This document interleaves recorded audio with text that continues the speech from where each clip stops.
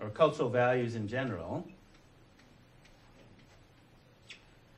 the effect of alcohol on the spirit of the people was paramount to them. Not making money, not profit. Sure, they could make profit, but they basically wanted strong people.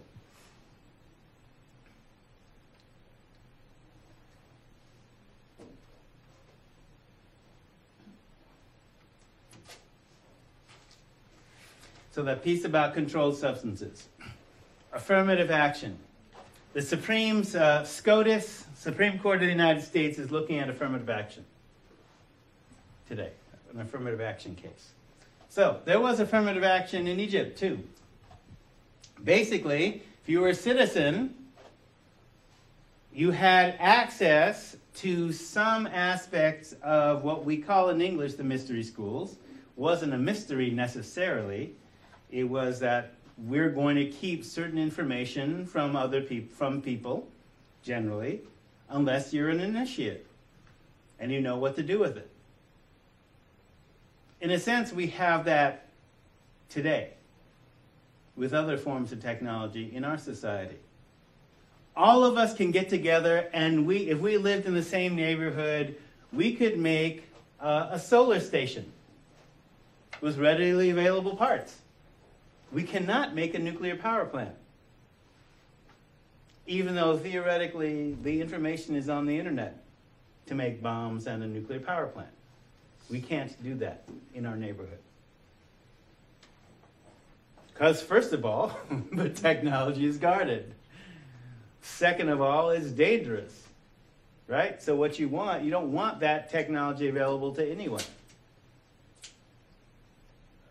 And third of all, because we know, the science, basically what you need is a society that's able to withstand, the half-lives involved, which, again, if you're talking about plutonium or cesium or any of those things, it's basically longer than there's been human civilization. Those things remain dangerous. So, affirmative action goes like this. Oh, well, first of all, what is your understanding of what affirmative action is? Because the Egyptians had it.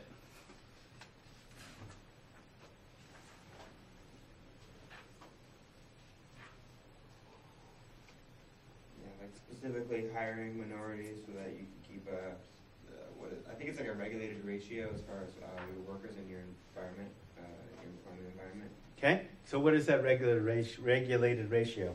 No idea. Okay. So, and what is it trying to redress? Why have a policy like that?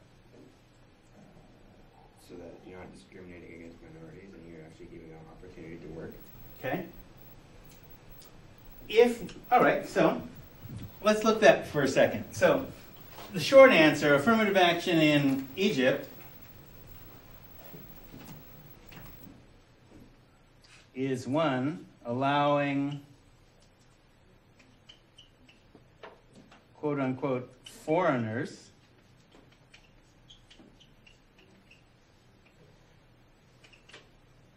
access to school.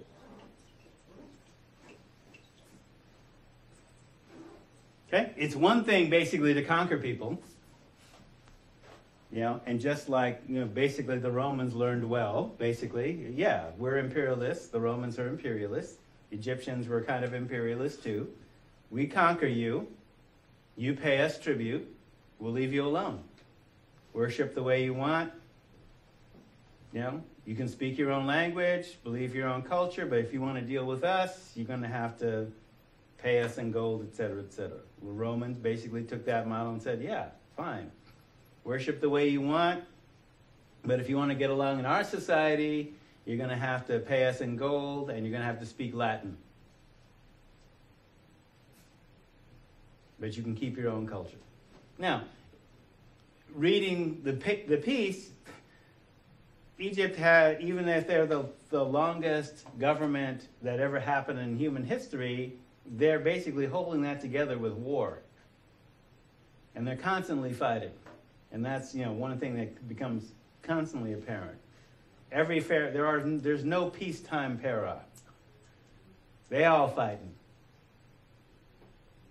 So affirmative action with them is basically allowing foreigners access to school and technology, how to do things. So understand, when the way we talk about technology today, we usually say, oh, technology is machines, particularly computers. But technology, if you basically look at the literal word, ology, the suffix ology means study of. So study of technique, how you do something. So allowing foreigners access to school. Here in America, affirmative action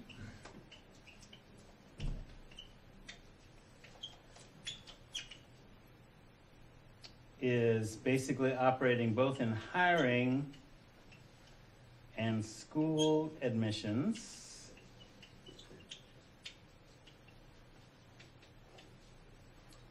to address past and current discrimination.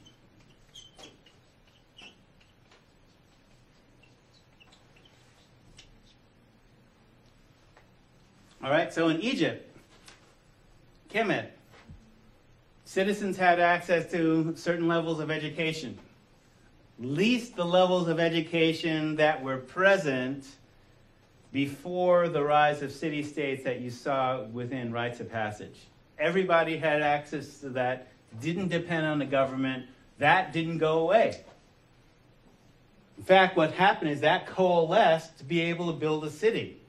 And so if you were part of the secret societies that were in tribal Africa, so you might have a secret society that was metal workers, people that knew which rocks to go to gather, to burn, to make iron. And that was a secret.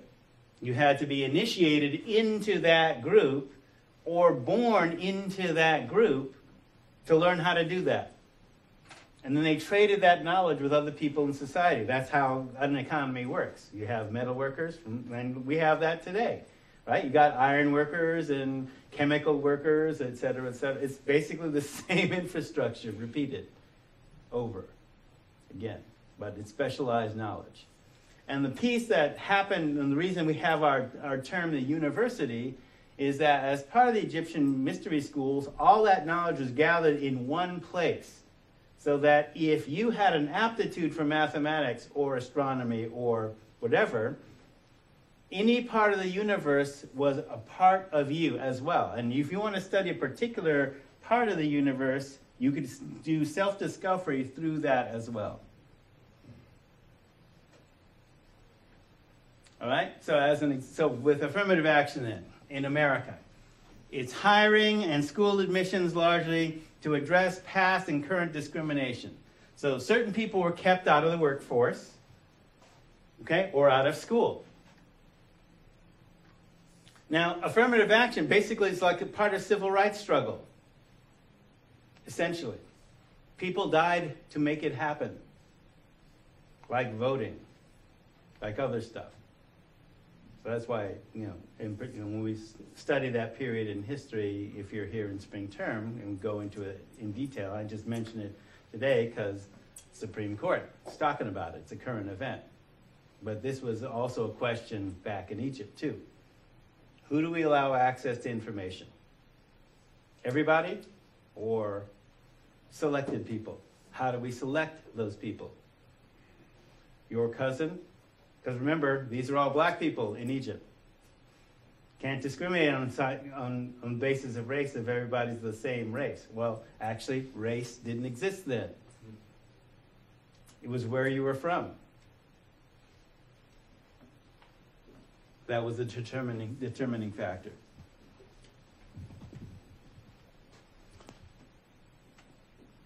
So if we look at hiring,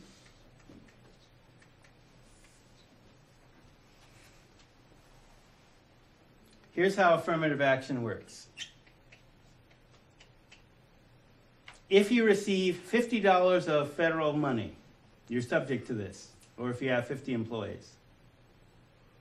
Okay, so we definitely, Lane Community College definitely qualifies. So here's how it goes. You determine what your local hiring area is for the purposes of affirmative action. So we have different ones. So let's take me. I'm faculty. All right?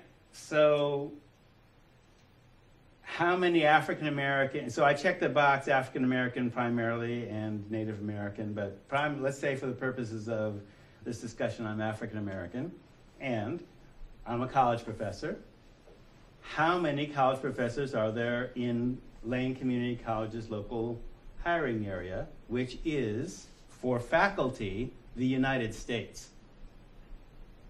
Okay? And with the internet, it means the planet. But let's just say the United States is our local hiring area. African American college, there's 10% African American faculty in colleges and universities in the United States today. And at the time of my hire in 1992. Okay, so affirmative action. So your local hiring area, let's see, African Americans, say 10% of the college faculty. All right, let's say that there's 250 faculty at Lane Community College. If Lane Community College's hiring practices are transparent, then that is, there's no barriers. It should be reflective of the country. Yes? Logically, right? If there's no barriers. Or it should at least reflect, well, the local hiring area, which is the country, because people are going to be mobile, right? So for Lane Community College, LCC's faculty, LCC, about 250 faculty. You would expect to see maybe 25 African American faculty, right? Okay, so I've been here 20 years. I've been here when there was a peak of African American faculty. It's never been more than 7. In fact, in terms of all employees, 1,000 employees, there have never been more than 12 African American employees at Lane Community College. Ever. So the feds require you to do an analysis. Let's run the math. What are the chances? Well, are they applying? Because people say, oh, well, there aren't that many black people in Oregon. Not relevant for faculty. They're applying nationally. So, if we take my hire, I was hired at a time that there were 44 open positions and 1,400 applications for those 44 positions. And of those, there were 160 minorities. Okay, so basically 11%. Right? So they're applying in the numbers that they exist. How many would you expect if there's no barriers to be hired, if they were qualified, etc.? How many would you expect that they get hired randomly?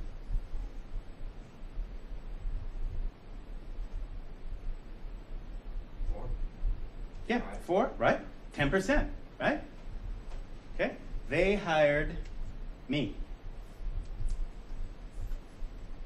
So what are the chances that one minority out of 160 is qualified and got hired? That is a question that can be answered mathematically using statistical analysis. The federal determination of whether, so the feds basically say, okay, let's test these numbers. So I flip a coin. I was looking for a coin. I flip a coin, right? Comes heads, comes tails, right? So what are the chances that it comes heads or tails? 50-50, right? Whether I do 10 tosses or 100, right? That statistical probability remains the same. But if it comes up heads 99 times out of 100, you know that something's wrong with the coin. All right? So, the federal test for whether discrimination is happening is 2 standard deviations from chance. That result is 3.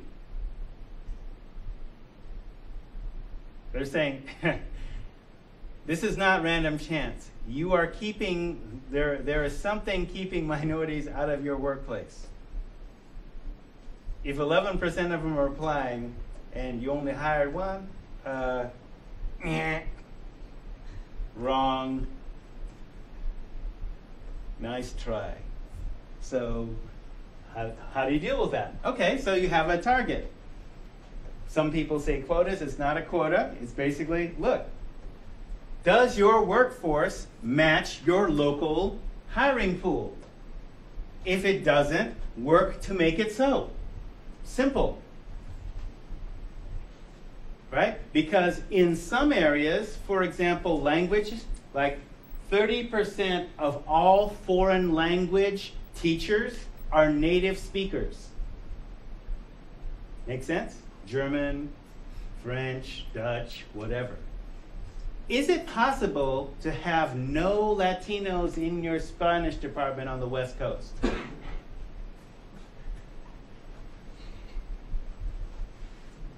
I'm talking about here, okay? Not very likely. Something is going on. Something has, you know, and I've noticed that in 20 years that I've been here, right? So the Supreme Court, all right, so if we're talking about hiring or school admissions,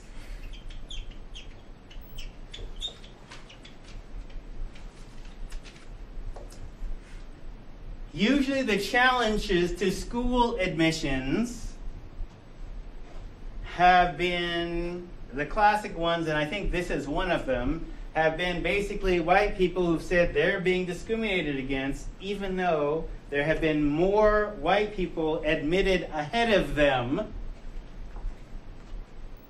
than minorities. So their lawsuit is usually against the minorities. Well, you let these minorities in, and wait, well, even though there are more white people let in, you're not questioning the entire system?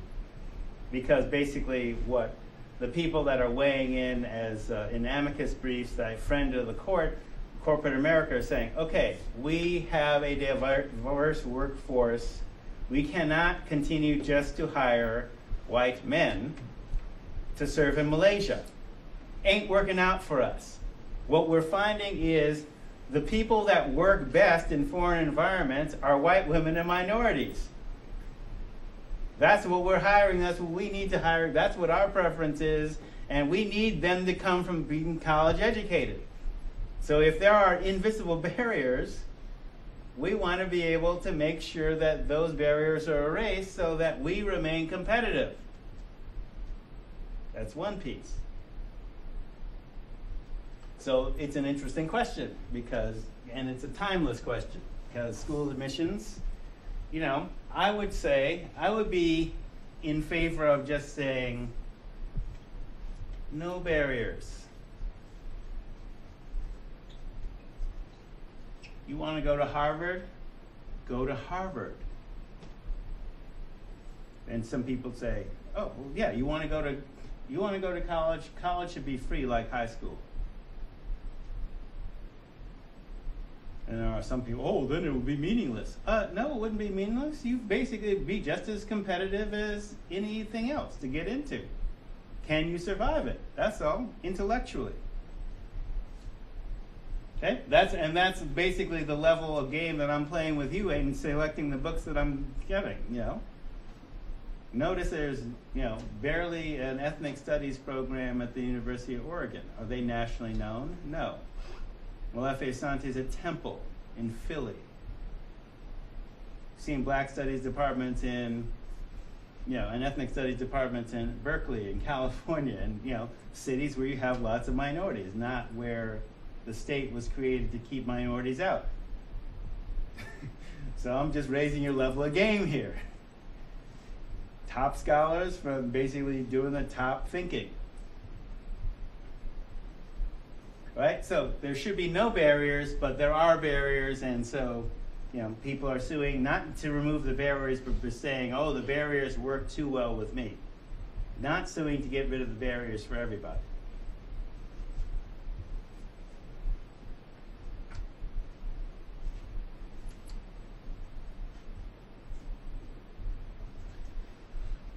So let's talk about, to continue from the discussion about the strings of the Korah. Ujamaa, cooperative economics.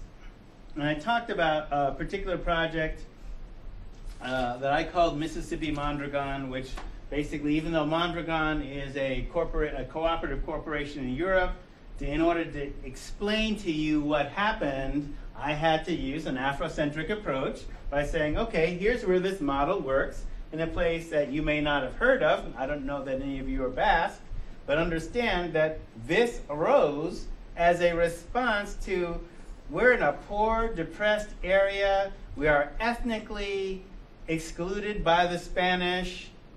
So we need to come up with our own solution. And their solution was, okay, we need washing machines like anybody else. We need stoves like anybody else. Let's make our own. Well, how do we do that? How do we create a bank? How do we create an insurance company? That old proverb about necessity is the mother of invention, they invented what? How do Mississippi welfare moms get off of welfare? If they depend on the system, it ain't gonna happen. Now, they didn't know about Mondragon either. They didn't. Because, you've never heard about it, right? I only heard about it because I took an anthropology class from a socialist, straight up socialist, at OSU. And he had a film about them. And what? They did what? Wow. Cool. How do you create your own bank? Let me know, because I want a special credit card myself.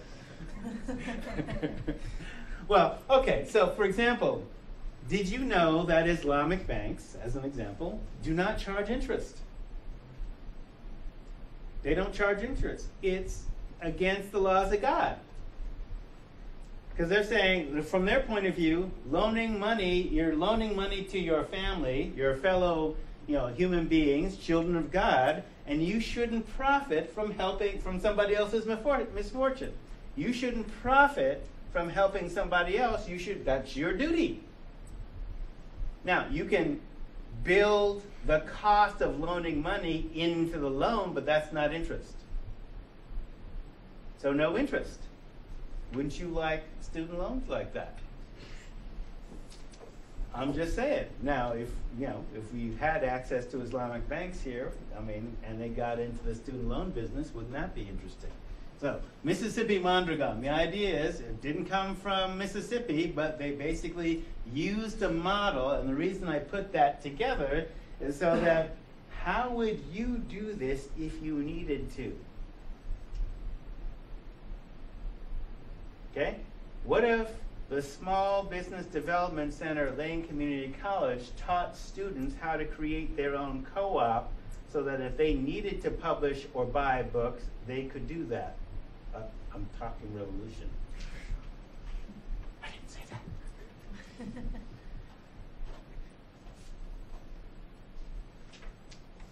So we saw this already. So, Ujamaa, cooperative economics.